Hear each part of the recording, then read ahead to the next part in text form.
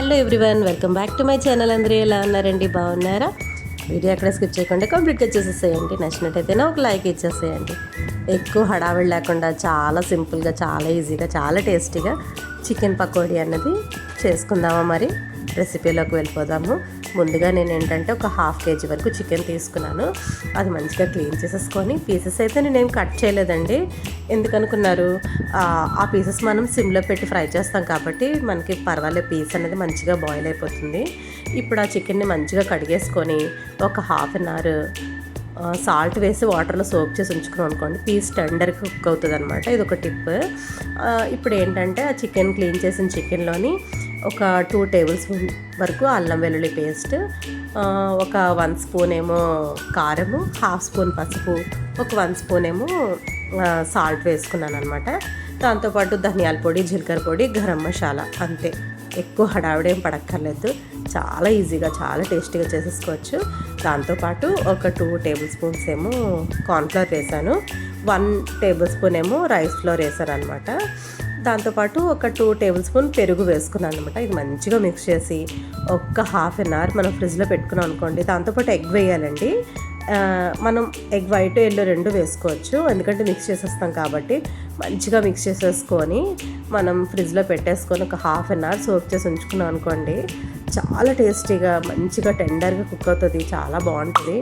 చాలా ఫాస్ట్గా కూడా చేసేసుకోవచ్చు అనమాట. నేను మంచిగా మిక్స్ చేసేస్తాను.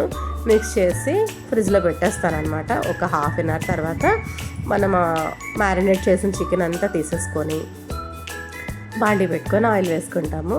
అందులోనేమో 1 by 1 అంటే అంటుకోకుండా కొంచెం దూరంగా వేసుకున్నాం. కొంచెం వెడల్పుగా ఉన్నది తీసుకున్నారనుకోండి, చాలా ఫ్రీగా మనకి మూవ్ అవడానికి బాగుంటుంది అనమాట.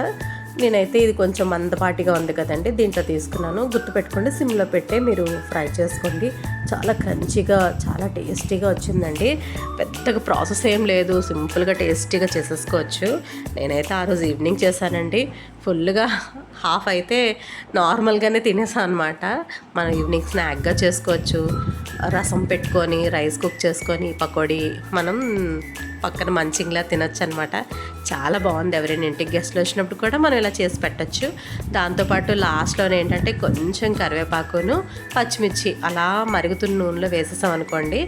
ఆ తర్వాత స్టవ్ ఆఫ్ చేసి దాని మీద అలా వేసేసుకొని ఒక్క నిమ్మకాయ పిండుకున్నాం అనుకోండి, యమ్మీ చికెన్ పకోడీ అయితే రెడీ అయిపోతుందండి. చాలా సింపుల్. క్యాష్యూ నట్స్ వేసుకుంటే చాలా బాగుంటుంది, కానీ ఇప్పుడు నా దగ్గర క్యాష్యూ నట్స్ లేదు. ఉన్న వాటితో అడ్జస్ట్ చేసేస్తాను ఒక్కొక్కసారి. ఇప్పుడు చక్కగా దాని మీద గార్నిష్ చేసుకొని హ్యాపీగా ఎంజాయ్ చేసేయడమేనండి. వెంటనే నేను టేస్ట్ చేస్తాను, చాలా బాగా వచ్చిందండి. మీరు కూడా ట్రై చేయండి. ఎలా వచ్చిందో నాతో షేర్ చేసుకోండి కమెంట్లోని. చూసారా ఎంత టెక్స్చర్, ఎంత బాగా వచ్చిందో. టెంప్టింగ్గా ఉంది కదా. చాలా టేస్ట్ కూడా అలాగే భలే వచ్చిందండి. మరొకసారి ట్రై చేసేసేయండి. ఎలా వచ్చిందో నాతో చెప్పేసేయండి. ఇక్కడితోనైతే నా వీడియోని ఎండ్ చేస్తున్నాను. మరో మంచి వ్లాగ్తో మీ ముందుంటాను. నా ఛానల్ కొత్తగా చూస్తున్నంతవరకు సబ్స్క్రైబ్ చెప్తే వెంటనే సబ్స్క్రైబ్ చేసేసుకోండి. Bye friends, thank you for watching. See in the next vlog.